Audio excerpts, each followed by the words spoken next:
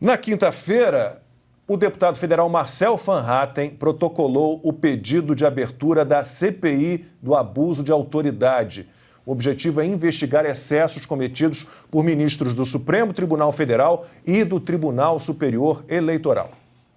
Esperamos que com esta iniciativa e com tantas outras, aqueles que hoje se dirigem para locais que não consideramos os adequados possam vir à Câmara e ao Senado auxiliar-nos para retomar o protagonismo do Parlamento e fazer com que a Câmara possa fazer uma CPI muito justa, apresentar bons projetos de lei e o Senado, no papel que lhe cabe e que também não vem sendo exercido a contento, tome as iniciativas que lhe são de direito e constitucionais para reequilibrarmos os poderes da República e trazermos paz, sobre tudo isso, paz ao nosso Brasil. A liberdade, a democracia, o Estado de Direito precisam ser preservados pelo bem da nação. Além dessa iniciativa na Câmara, um grupo de senadores apresentou um pedido de impeachment contra o ministro do Supremo Tribunal Federal, Luiz Roberto Barroso. O documento é assinado pelos senadores Eduardo Girão, Plínio Valério, Stevenson Valentim, Luiz Carlos Reis, Carlos Viana e Lazier Martins, que falou sobre a iniciativa. Uma série de dispositivos constitucionais vendo sendo infringidos. E hoje, o que se acrescenta é apenas mais uma tarefa: ingressar com o pedido de impeachment do ministro Barroso, aquele que fez um pronunciamento lá no Texas, há meses atrás, na cidade de Austin, fazendo uma palestra a estudantes brasileiros, dizendo como livrar-se de um presidente, já mostrando ali a sua tendenciosidade. Tempos depois, fez uma outra palestra, esta bem mais próxima, em Boston, de críticas ao que ele dizia riscos para a democracia brasileira. Ora, isso não é tarefa de ministro do Supremo. Ana, iniciativas importantes tanto na Câmara quanto no Senado. A gente espera realmente que o Congresso Nacional faça aí um contrapeso, né? Porque a situação está muito delicada. O brasileiro hoje tem que pensar, Lacombe, exatamente em não colocar todos os ovos numa cesta só, né? Podemos continuar nas manifestações ordeiras e pacíficas, nas zonas militares, né, cobrando a lisura do nosso processo eleitoral, cobrando o término aí do ativismo, dessa militância por parte do Supremo Tribunal Federal / TSE, mas nós temos também, né, o brasileiro vai ter que rodar vários pratinhos ao mesmo tempo para a gente colocar o país de volta nos eixos ou, né, colocar nos eixos, não sei nem se nunca estivemos nos eixos, se estivemos alguma vez, e nós precisamos apoiar esses parlamentares que bravamente estão aí enfrentando o sistema.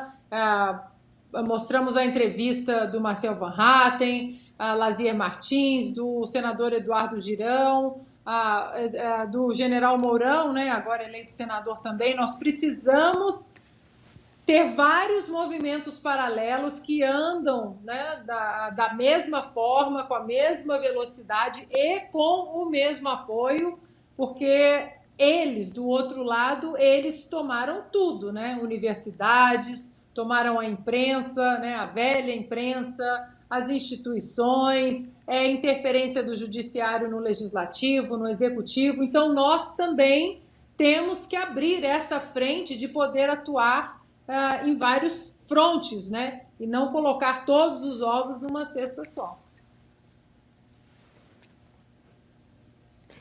E na segunda-feira, o senador Girão pediu a palavra na comissão do Senado responsável por atualizar a lei do impeachment, que é presidida por Ricardo Lewandowski. O senador afirmou que o Supremo tem parcela de responsabilidade no caos e na censura que a sociedade brasileira enfrenta atualmente. Nós tivemos a oportunidade de convidar, assim como o presidente Rodrigo Pacheco convidou o senhor, convidar outros ministros do importantíssimo Supremo Tribunal Federal, importante para a nossa democracia, um pilar da nossa democracia, mas infelizmente nós não tivemos a oportunidade de dialogar sobre democracia, sobre liberdade, sobre ativismo judicial, que é, repito, uma demanda legítima da sociedade, e essa casa tem o dever constitucional de uma certa forma, mediar esse debate. Eu acredito que esse caos, ministro, com todo o respeito, que a gente está vivendo hoje na sociedade brasileira, começou lá atrás, no processo de impeachment da Dilma Rousseff, que o senhor estava coordenando aqui no plenário do Senado Federal. Constantino, ainda temos algumas vozes no Congresso Nacional, né? Vai começar uma nova legislatura em fevereiro, mas ainda há alguma esperança de que o Congresso Nacional, não com o Rodrigo Pacheco, claro, à frente do Congresso, à frente da presidência do Senado e consequentemente, do Congresso, mas a gente tem alguma esperança de que esse Congresso, o novo Congresso principalmente, haja de alguma forma positiva? Fundamental, né? O que a Ana disse. Eu fico perplexo de ver alguns grupos que eu participo aí de turma de direita, que fala que o Brasil vai virar rápido uma Venezuela. Eles reclamam que os representantes não fazem nada. Quando fazem, como está fazendo o senador Girão, o deputado Marcel Varrada, dizem que não vai adiantar de nada. Então, me parece um derrotismo, um fatalismo inaceitável. É óbvio que nós temos que aplaudir e incentivar esse tipo de postura, porque eles são os nossos representantes e ali é a casa do povo para esse debate. O senador Girão tocou na ferida na frente do ministro Lewandowski. Ele rasgou a Constituição para os direitos políticos de Dilma. Aquilo ali foi o ponto de inflexão. Então, esses ministros foram convidados a prestar esclarecimentos aos senadores e se recusaram. Agora, vão lá falar em Boston, no Texas, em Nova York, sobre a democracia brasileira. Quer dizer, é um negócio assustador. E a casa do povo, da democracia, eles viram as costas e não estão nem aí. Eles atropelam o legislativo como atropelam o executivo. Então, eu acho louvável essa iniciativa desses parlamentares e precisamos intensificar esse tipo de reação, né, para ver se pelo menos a gente cria o constrangimento, o debate e consegue com isso tentar reverter o quadro.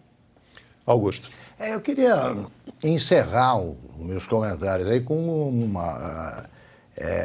reiterando que não se pode, como lembramos todos aqui, não se pode condicionar o êxito ou não do movimento pela posse ou não do Lula. É isso que precisa ser dito. Porque quem nos acompanha sabe que nós não nos rendemos. Nós não nos rendemos. Agora, o que não se pode fazer é dizer, não, se o Lula tomar posse, acabou. Mas vai muito além disso, a briga. Vai muito além, ela não para. O que nós estamos dizendo aqui, porque tem gente se queixando, mas vocês admitem? Sim, pode acontecer. A gente não admite que o ministro Alexandre de Moraes faça, por exemplo, o que faz. E, no entanto, isso acontece. Se acontece, o pior não é o fim do mundo. A briga continua, porque isso sim o PT costuma fazer, né? Desde sempre. Agora falta gente para eles. Então nós temos de brigar em todas as frentes, no Congresso. O impeachment, o pedido de impeachment é um avanço. Pode não se concretizar o impeachment, mas é evidente que os ministros do Supremo vão entender o recado. Né? Vamos disputar a presidência do Senado. Né? Tem de ser afastado o Rodrigo Pacheco. Não se pode eleger uma batalha da guerra. Não, se perder esta aqui, a guerra acabou. Se fosse assim, na rendição, quando a França se rendeu, depois da invasão da Alemanha nazista, a guerra acabaria ali.